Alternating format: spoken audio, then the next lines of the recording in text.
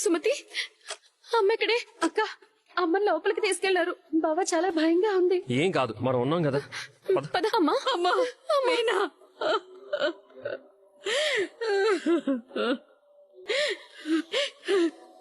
అమ్మా, నువ్వేం కంగారు పడకమ్మా, మేము వచ్చేసాం కదా.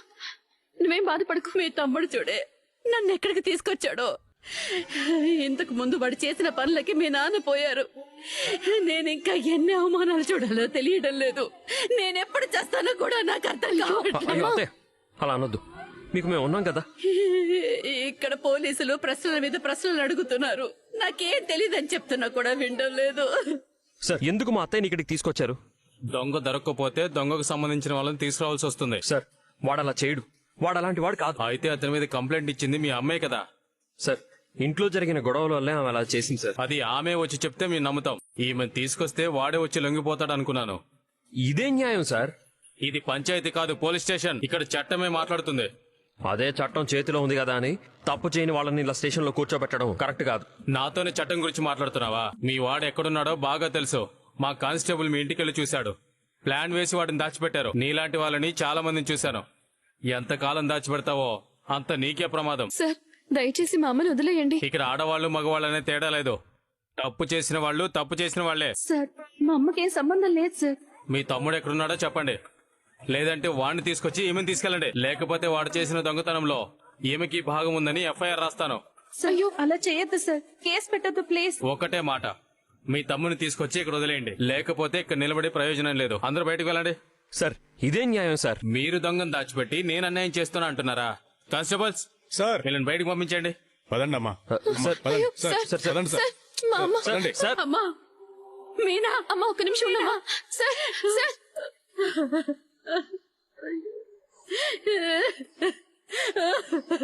Sir, sir, please sir. చెప్పేది వినండి సార్, వెళ్ళండి. సార్, మీరు ఇంకా వెళ్ళలేదా?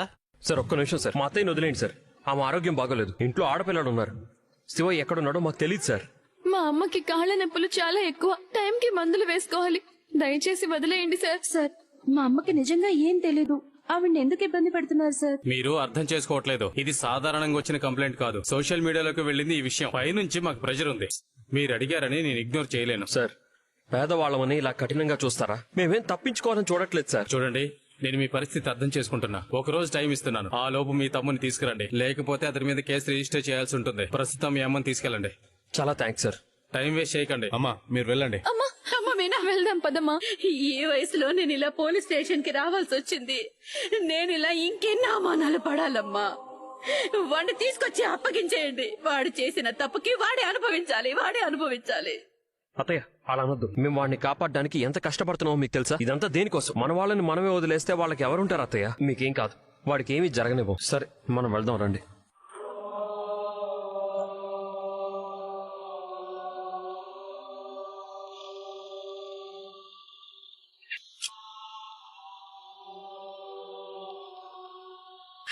మీ నాన్న ఎంతో కష్టపడి సంపాదించింది డబ్బు కాదమ్మా, మంచి వాళ్ళమన్న పేరు. కానీ ఆయన పోయిన తరువాత ఆ పేరు కూడా ఆయనతో పాటే పోయింది. కొడుకుని అల్లారు ముద్దుగా పెంచటం నాదే పెద్ద తప్పైపోయింది. ఇప్పుడు వాడు మన కుటుంబ గౌరవాన్ని నేలమట్టం చేస్తున్నాడు. మీకు కూడా వాడు ఇబ్బందులు తెచ్చి పెడుతున్నాడు. నన్ను క్షమించమ్మా. అమ్మా, ఎందుకు అలా అనుకుంటున్నావు? ఒక్కరి తప్పు వల్ల మొత్తం కుటుంబం చెడ్డదైపోదు. అత్తయ్య, మిమ్మల్ని మీరే నిందించుకోవద్దు. ఇక్కడ ఏది శాశ్వతం కాదు. రండి రండి రండి రండి సార్, లోపలికి రండి. రండి రండి, కూర్చోండి. మేము మీ మర్యాదల కోసం రాలేదు. ఇక ఈ పెళ్లి జరగదు అని చెప్పడానికి వచ్చాం. ఎందుకు సార్, ఎందుకు అలా అంటున్నారు? అసలు ఏం జరిగిందని పెళ్లి క్యాన్సిల్ అంటున్నారు? ఇంకా ఎందుకు రట్టిస్తున్నారు? ఆ వీడియో మేం కూడా చూసాం. ఇదంతా మా దగ్గర దాచిపెట్టి మమ్మల్ని మోసం చేసి ఈ పెళ్లి చెయ్యాలనుకుంటున్నారా?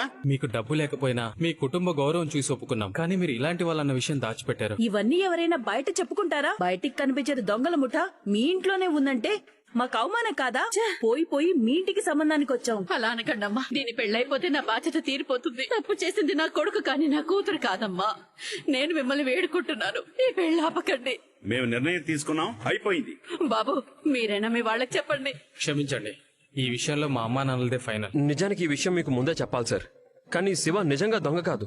ఇది మా కుటుంబం గొడవ. కోపంతోనే ఇలా చేశాడు. వాడి బుద్ధి దొంగ బుద్ధి కాదు. ఆ బ్యాగ్ కూడా మా అమ్మదే. ఓహో, వియ్యంకుల డబ్బే కొట్టేద్దాం అనుకుంటున్నారా? ఇలాంటి వాళ్ళతో మేం వియ్యం అందాలంటే మాకు సిగ్గుగా ఉంది. ఇది ఎప్పటికీ జరగదు. మా తమ్ముడు చేసిన దానికి మమ్మల్ని అందరినీ అనకండి. మా చెల్లెలు బంగారం తనని చేసుకుంటే మీ కుటుంబం ఇంకా బాగుంటుంది. దయచేసి పెళ్లి మాత్రం రద్దు చేయకండి. మాకు అమ్మాయితో పాటు మీ ఇంటి గౌరవం కూడా ముఖ్యమే. అది లేదని తెలిసాక ఇంకా ఈ సంబంధం ఎందుకు చేసుకుంటాం? ఈ పెళ్లికి జరగదు. అమ్మా, ఈ సంబంధం పోయిందంటే పిల్లకి పెళ్లి కాదమ్మా. మిమ్మల్ని బతులాడుతున్నాను, అర్థం చేసుకోండి, అర్థం చేసుకోండి. రండమ్మా. అయ్యో అయ్యో బాబు, ఏమండి?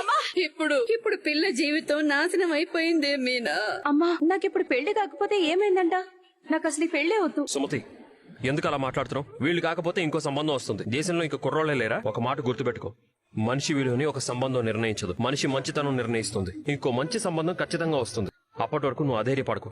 మీనా, మనం ఆ కేసు గురించి చూడాలి. సుమతి, అమ్మకి ఏదైనా తినటానికి పెట్టు. అమ్మా, మేము లాయర్ని కలిసి వస్తాం. రోహిణి, నువ్వు ఆ వీడియో వాడికి ఇచ్చేసావు. వాడు దినేష్ ని కిడ్నాప్ చేశాడు. మన డీల్ అయిపోయింది కదా, మళ్ళీ ఎందుకు పిలుస్తున్నాడు? నాకు కూడా అదే తెలియట్లేదు. పారే నదిలో ఆకు పడితే ఆ నది ఎటు పోతే ఆ ఆకు కూడా అటే పోతుంది అని అంటారు కదా. నా జీవితం కూడా అలాగే తయారైంది. ఛీ, ఏంటో ఈ బతుకు. ఇప్పుడు ఎందుకు అలా మాట్లాడుతున్నావే? మరేం చెప్పమంటావు? ఎప్పుడేం జరుగుతుందో నాకు అర్థం కావడం లేదు. ఇప్పుడు వీడేం చెప్తాడో ఏంటో. పద. నేను చూసుకుంటాను. నేను మళ్ళీ చేస్తాను. ఏంటి రమ్మన్నావు? ఇక్కడ ఒక చిన్న ప్రాబ్లం వచ్చింది. ఏంటది? రండి చూపిస్తాను. ఏంటి, ఏమైంది? 4 రోజుల నుంచి కొడుతున్నాం కదా, తట్టుకోలేక గుండె పట్టుకుని పడిపోయాడు. ఏంటి, గుండె పట్టుకుని పడిపోయాడా? అవును, ఇక్కడొద్దు, బయట మాట్లాడుకుందాం పదండి. మీరు ఎక్కడికో పంపిస్తానని చెప్పారు కదా. ముంబైకి పంపిద్దాం అనుకున్నాం, కానీ ఇంతలోనే ఇలా జరిగింది. అంటే చనిపోతాడా? లేదు, కానీ కళ్ళు తెరవట్లేదు. అసలు ఏం మాట్లాడుతున్నారు మీరు? నాకు తెలిసిన ఒక డాక్టర్ వచ్చి చూసింది. వెంటనే హాస్పిటల్కి తీసుకెళ్ళమంది.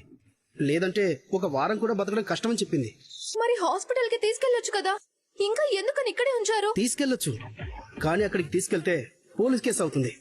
ఎలా జరిగింది, ఏం జరిగింది అని అడిగితే పెద్ద గొడవ అవుతుంది. మనిషిని భయపెట్టేలా కొట్టాలి కానీ చచ్చేలా కొడతారా? నేను సింపుల్ గానే కొట్టాను, కానీ వాడు తట్టుకోలేకపోయాడు. ఇలాగే వదిలేస్తే వాడు చచ్చిపోయే ప్రమాదం ఉంది. పైగా పెట్టిన ట్యూబ్ కూడా పీకేస్తే వెంటనే చచ్చిపోతాడు. వాడి ఫ్యామిలీ కంప్లైంట్ ఇస్తే పోలీసులు వెతకడం మొదలు పెడతారు.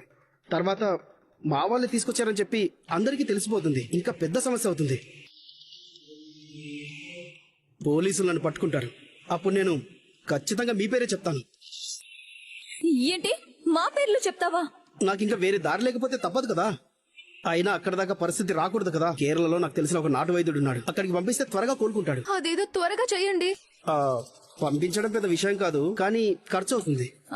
ఎంత? 2 లక్షలు. మీరు డబ్బులు వడ్డీకి ఇస్తుంటారు కదా, మీ దగ్గర డబ్బులు లేవా? వాడి ఖర్చు నేనెందుకు భరించాలి? 2 లక్షలు మీరు అరేంజ్ చేస్తే ఈ రోజు అవన్నీ కేరళకు పంపిస్తాను. నా దగ్గర అంత డబ్బు లేదు.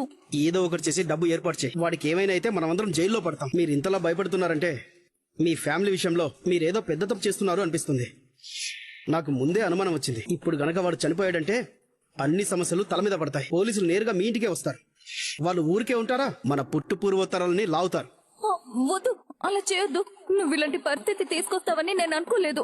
గోరి చుట్టు మీద రూకలు పోటు పడ్డట్టు నాకు దెబ్బ మీద దెబ్బ పడుతుంది. ఇప్పుడు ఇవన్నీ ఎందుకు? త్వరగా డబ్బు ఏర్పాటు చేస్తే వాడిని కాపాడొచ్చు. సరే, నాకు కొంచెం టైం ఇవ్వు. ఎలాగైనా డబ్బు ఏర్పాటు చేస్తాను. అంతవరకు వాడు చనిపోకుండా చూసుకోండి. భలే టోలండి మీరు. అబ్బబ్బా, సూపర్ అన్నా. ఏం ప్లాన్ వేసావు? అసలు నువ్వు ఉండాల్సింది ఇక్కడ కాదు, రాజకీయాల్లో ఉండాలన్నా. రేయ్, ఇది మన ప్లాన్ కాదురా. రా చూపిస్తాను. వర్కౌట్ అయిందా గురు? డన్. నేను చెప్పాను కదా గురు, ఎంత అడిగినా అది ఇస్తుందని. అందుకే కదా నేను నిన్నేం చేయకుండా వదిలిపెట్టింది. గురు, ఇప్పటికైనా నన్ను బయటికి పంపించేయి గురు. పంపిస్తా. తను 2 లక్షలు తీసుకొచ్చి ఇచ్చాక నిన్ను పంపిస్తాను. ఎక్కడికి పోతుంది గురు? ఖచ్చితంగా తీసుకొచ్చేస్తుంది. చూస్తూ ఉండు. ఇదే అడ్రస్ మీనా. రా. ఎవరు కావాలి? కానిస్టేబుల్ గారు ఈ లాయర్ గారిని కలవమన్నారు. సరే, మీరు ఇక్కడే కూర్చోండి, నేను సార్కి చెప్తాను. అలాగే. ఇలాంటి పరిస్థితి వస్తుందని ఏ రోజు అనుకోలేదు. పాపం సుమతి జీవితం పాడైపోయింది. ఒకరు చేసిన దానికి ఇంకొకరిని నిందిస్తున్నప్పుడే ఆ సంబంధం మనకి కరెక్ట్ కాదని నాకు అర్థమైంది మీనా. అనవసరంగా ఇంకా నువ్వు దాని గురించి ఆలోచించి నీ మనసు పాడు చేసుకోకు. సార్, మీరు లోపలికి వెళ్ళొచ్చు. నమస్కారం సార్. హలో, కూర్చోండి. నా పేరు తెలుసులే, బాలు. మీ బావమరిది కేసు విషయం గురించి వచ్చారు కదా? మీకెలా తెలుసు? కానిస్టేబుల్ అన్ని విషయాలు ముందే చెప్పాడమ్మా. కేసుని స్టడీ చేశాను. మీ అమ్మ దగ్గర నుంచి డబ్బులు కొట్టేసింది మీ బావమరిదే కదా? అవును సార్. చదువుకునే వయసులో ఏం పనిలో ఏంటో ఖర్చులకు కూడా దొంగతనాలు చేస్తున్నారు. మా తమ్ముడు అలాంటి వాడు కాదు సార్. కోపంలో ఏదో తెలియకలా చేసేశాడు. సార్ అంటే అప్పుడు ఏం జరిగిందంటే ఓ పరీక్షలు జరుగుతున్నాయి సార్. ఇప్పుడు వాడు జైలుకి వెళ్తే వాడి చదువు పాడైపోతుంది. ఎలాగైనా కాపాడాలి సార్. నాకు అర్థమవుతోందమ్మా. గొప్ప విషయం ఏంటంటే ఇప్పటి వరకు అతను పోలీసులకు దొరక్కపోవడమే. ఒకవేళ దొరికుంటే కోర్టుకు తీసుకెళ్లి రిమాండ్ లో వేసేవాళ్లు. కానీ ఇంకా దొరకలేదు కాబట్టి మనం కేసు లేకుండా చేయొచ్చు. ఇంతకీ ఆయన ఎక్కడున్నాడు? మీరు పోలీసులకు చెప్పకపోయినా నాకు చెప్తే నేనేమైనా చేయగలను. మా ఫ్రెండ్ ఇంట్లో ఉంచాను. మనకి ఎక్కువ టైం లేదు. పోలీసులు మీకు సంబంధించిన అన్ని ఇళ్లలో వెతికేలోపే మనం ఈ కేసు క్లోజ్ చేసేయాలి. వాడు దొరకలేదని మా అమ్మని పోలీస్ స్టేషన్ లో కూర్చోబెట్టారు సార్. శివ రాకపోతే మా అత్తయ్య మీద కేసు పెడతామని పోలీసులు బెదిరిస్తున్నారు సార్. అలాంటిదే ఉండదమ్మా. ఎంక్వైరీ కోసం తీసుకెళ్లి ఉండొచ్చు కానీ కేసు మార్చి రాయలేరమ్మా. మిమ్మల్ని భయపెట్టడానికే అలా చేసుంటారు. భయపడకండి, నేను ఇన్స్పెక్టర్ గారితో మాట్లాడతాను. శివాని పూర్తిగా బయట పడేయగలమా సార్? ఇలాంటి కేసులు కోర్టు వరకు వెళ్లకపోతేనే మంచిది. కాకపోతే కొంచెం ఖర్చు అవుతుంది. ఎంత ఖర్చు అవచ్చు సార్? ఖర్చు కంటే ఇంకో మంచి ఆప్షన్ ఉంది. ఏంటి సార్ అది? అప్పుడు కంప్లైంట్ ఇచ్చిన వాళ్ళు దాన్ని వెనక్కి తీసుకుంటే కేసు అక్కడికక్కడే క్లోజ్ చేయొచ్చు. అది సాధ్యం అవుతుందో లేదో అనుమానంగానే ఉంది సార్. ప్రయత్నించకుండా ఎలా తెలుస్తుంది? ముందు వెళ్లి అడిగి చూడండి. అలా అయితే ఈజీగా పని అయిపోతుంది కదా. లేదంటే డబ్బులు ఖర్చు పెట్టి బయటికి తీసుకురావాల్సి ఉంటుంది. సరే సార్, ఉంటాం సార్. ఓకే. యాండి, ఇప్పుడు ఏం చేద్దాం? మనకున్న దారులన్నీ ఒక్కొక్కటిగా మూసుకుపోయినట్టుగా అనిపిస్తోంది. ఏది ఆలోచించినా పరిష్కారం కనిపించడం లేదు. అమ్మ కేసు వెనక్కి తీసుకోవడం ఒకటే మన దగ్గర ఉన్న దారి. అది నిజమే, కానీ మనం చెప్తే అత్తయ్య వింటారన్న నమ్మకం నాకు అస్సలు లేదు. మన మాట వింటుందని ఆశ పెట్టుకోవడం కూడా తప్పే. అది జరగదు కూడా. కానీ నాన్న చెప్తే మాత్రం వింటుంది. నాన్నను ఒప్పించగలిగితే నాన్నే అమ్మను ఒప్పిస్తాడు. కానీ ఈ విషయం మీద మావయ్య గారు అప్పుడే స్పష్టంగా చెప్పేశారు కదా, ఎలాంటి సహాయం చేయలేనని. ఇప్పుడు మళ్ళీ వెళ్లి అడిగితే మళ్ళీ అదే మాట చెప్తారేమోనని భయంగా ఉంది. అప్పుడు పరిస్థితి వేరుగా ఉంది. నాన్న కోపంలో ఉన్నాడు. ఇప్పుడు మనం కాస్త శాంతంగా విషయాన్ని ఆయనకు అర్థమయ్యేలా చెప్తే ఆయన తప్పకుండా ఆలోచిస్తాడు. శివ ఏ పరిస్థితుల్లో ఆ దొంగతనం చేయాల్సి వచ్చిందో, ఇప్పుడు వాడు ఎలాంటి పరిస్థితుల్లో ఉన్నాడు, ఈ కేసు వల్ల వాడి భవిష్యత్తు ఎంత ప్రమాదంలో పడుతుందో ఇవన్నీ నాన్నకి స్పష్టంగా చెప్తే ఆయనకి నిజం అర్థం అవుతుంది. నాన్నకు ఒక్కసారి ఇది న్యాయం అనిపిస్తే ఆయన మన వైపు నిలబడతాడు. అత్తయ్య గారి కేసు వెనక్కి తీసుకోకపోతే వాడి జీవితం వృధా అయిపోయినట్టే కదండి. అలాంటి రోజు రానివ్వం. భయపడకు. అప్పుడు ఏదో కోపంలో అలా మాట్లాడి ఉండొచ్చు. ఇప్పుడు మనం మాట్లాడదాం. ఏమైనా తిన్నారా? లేదు నాన్న, మీతో ఒక విషయం మాట్లాడాలని వచ్చు. ఏంటది? శివ గురించి.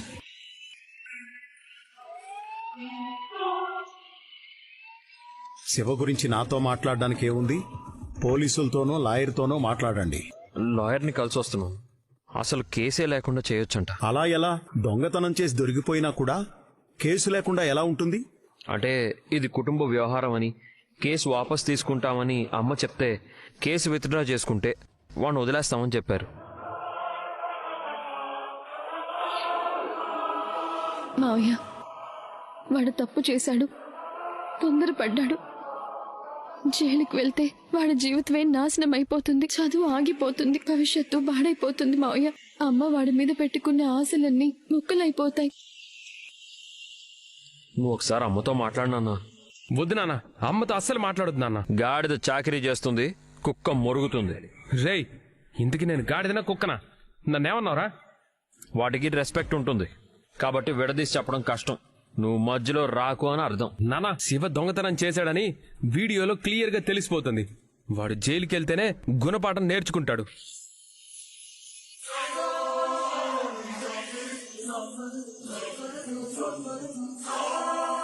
అమ్మ దగ్గర డబ్బు కొట్టేసిన వాడిని వదిలేస్తే దారిని పోయే వాళ్ళు చైన్లు, పర్సులు కూడా కొట్టేయటం మొదలు పెడతారు. మీరెందుకు మధ్యలో జోక్యం చేసుకుంటున్నారు? మీరు నా నగలు తీసుకువెళ్లి అమ్మేసినా ఇంట్లో ఎవరు మీ మీద పోలీస్ కేసు పెట్టలేదే. మాట్లాడితే బంగారంతో గతాన్ని తవ్వద్దు. శివ లాంటి వాళ్ళని జైల్లో పెడితేనే బుద్ధి వస్తుంది. శిక్ష పడితేనే దారికొస్తారు. నీకు జైలుకి పంపడం, శిక్ష వేయించడం అంటే చాలా సరదా కదరా? చిన్నవాళ్ల భవిష్యత్తు సర్వనాశనం చేయడం అంటే నీకు వినోదం కదరా?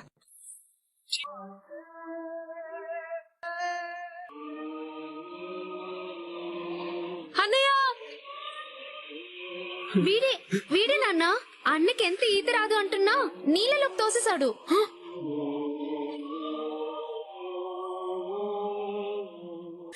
వీడే నా బిడ్డని పొట్టన పెట్టుకున్నాడు. వీడొక హంతకుడు. వీడిని తీసుకెళ్లి జైల్లో పెట్టండి.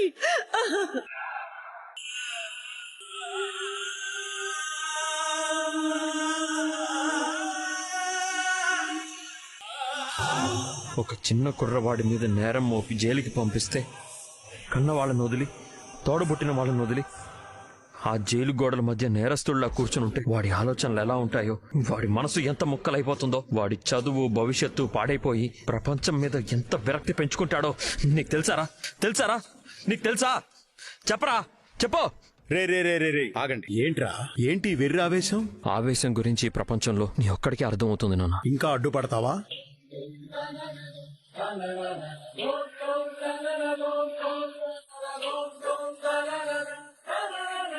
ఏంటండి, ఎప్పుడు ఏదో అనే మనిషి ఏం మాట్లాడకుండా వెళ్ళిపోయారేంటి? మీరంత గట్టిగా అడిగినా నోరు మెదపలేదేంటి? కొంతమంది మనుషులు కొన్ని ప్రశ్నలకి జవాబులు చెప్పలేరమ్మా. వాళ్ల గతం వాళ్ళని వెంటాడుతున్నప్పుడు అది వాళ్ల నోరు మూయిస్తుంది. గతమా? నీకు తెలీదా వాడేమన్నా తక్కువ తప్పులు చేశాడా? నాన్న, మనోజ్ గారి మాటలేం పట్టించుకోకండి. ఈ గొడవ వల్ల ఇప్పటికే మీనా వాళ్ళ పుట్టింటి వాళ్ళు చాలా నష్టపోయారు. ఎంత పెద్ద నష్టం అంటే ఖాయమైన సుమతి పెళ్లి కూడా ఆగిపోయింది.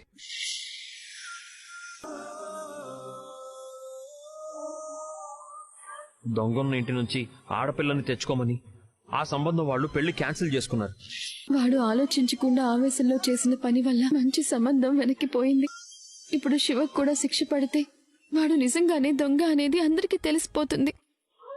జీవితంలో సుమతికి ఏ సంబంధమూ రాదు. వాడి భవిష్యత్తు కూడా శూన్యంగా మారిపోతుంది మావయ్య.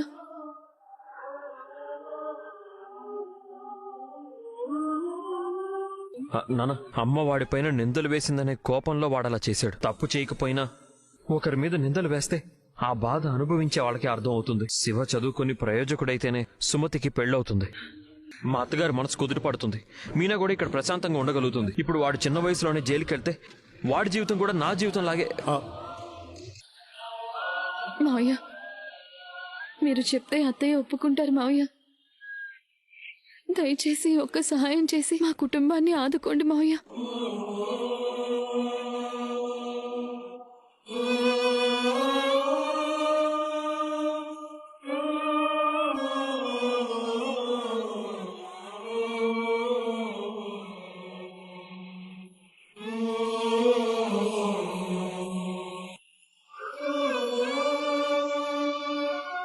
నాకేం తినాలని లేదు. తెలుసు, అందుకే నేను తినాలని తెచ్చుకున్నాను. నువ్వు చూస్తూ మాట్లాడు. ఎందుకు తినాలని లేదు? అన్నయ్య గుర్తొచ్చాడా? గుర్తు రాకుండా ఎలా ఉంటారు? ఇన్నేళ్లు కాపురం చేసి అంత సులువుగా మర్చిపోగలనా? ఎందుకొచ్చిన పంతాలు?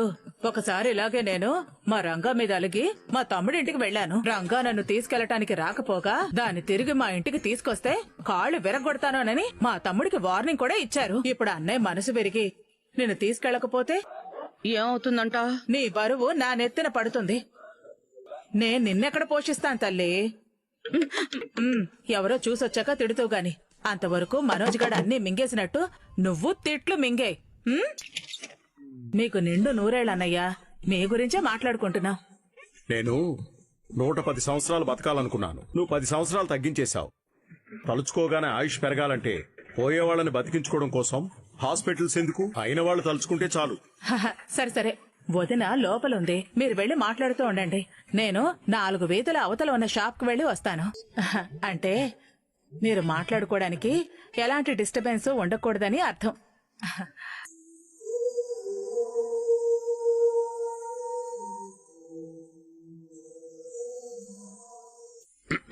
ఎలా ఉన్నావు? అశోకవనంలో ఉన్నట్టుంది. ఏమైనా తిన్నావా? ఒకసారి వద్దంటే కామాక్షి మరోసారి అడగడం మానేస్తుంది. దాని అర్థం నీకు పెట్టలేక కాదు, ఉక్రోషంతో నీ ఇంటికి నువ్వు తిరిగి వస్తావని. మీరేమైనా తిన్నారా? ఎన్ని గొడవలు పడ్డా, నువ్వెన్ని పొరపాట్లు చేసి దొరికిపోయినా, కోప్పడ్డా, తిట్టినా, సాయంత్రం అయితే నాకు టాబ్లెట్స్ ఇచ్చేదానివి. ఇప్పుడు టాబ్లెట్ ఇవ్వడానికి లేనని బాధగా ఉందా? మనం ఎప్పుడూ సీరియస్ గా గొడవ పడలేదని చెప్పడం నా ఉద్దేశం. ఇప్పుడు నాకంటే మీకు ఎవరో ముఖ్యమైపోయారు. జీవితంలో ఏ భర్త అయినా ఎవరికిచ్చే విలువ వాళ్ళకిస్తాడు. కానీ ఎంతైనా భార్య భార్యే. ఇంకెప్పుడు అలా ఆలోచించకు. అయితే ఇప్పుడు నా కండిషన్స్ ఒప్పుకుని నన్ను తీసుకెళ్ళడానికి వచ్చారా? నేను నిన్ను కేసు వెనక్కి తీసుకోమని అడగడానికి వచ్చాను. అనుకున్నాను. నువ్వు అనుకుంటావని నేను అనుకున్నాను. అన్నీ మర్చిపోయి కేసు వెనక్కి తీసుకో, మన ఇంటికి వచ్చేయ్. వాడు తప్పు చేశాడు. మన ఇంట్లో తప్పు చేయని వాళ్ళు ఎవరైనా ఉంటే చూపించు. ముగ్గురు కొడుకుల్లో ఎవరూ తప్పు చేయలేదా? ఎవరూ దొంగతనం చేయలేదా? ఎవరి వల్ల మనం ఇబ్బంది పడలేదా? వాడు జైలుకెళ్లి తీరాలి. వాడు జైలుకెళ్తే చదువు ఆగిపోతుంది. చదువు ఆగిపోతే జీవితాంతం దొంగగానే బతకాల్సి వస్తుంది. నువ్వు శిక్ష వేయడం వల్ల సమాజంలో దొంగ అనే ముద్ర పడిపోతుంది. ఎవ్వరూ పనివ్వరు, దగ్గరికి రానివ్వరు.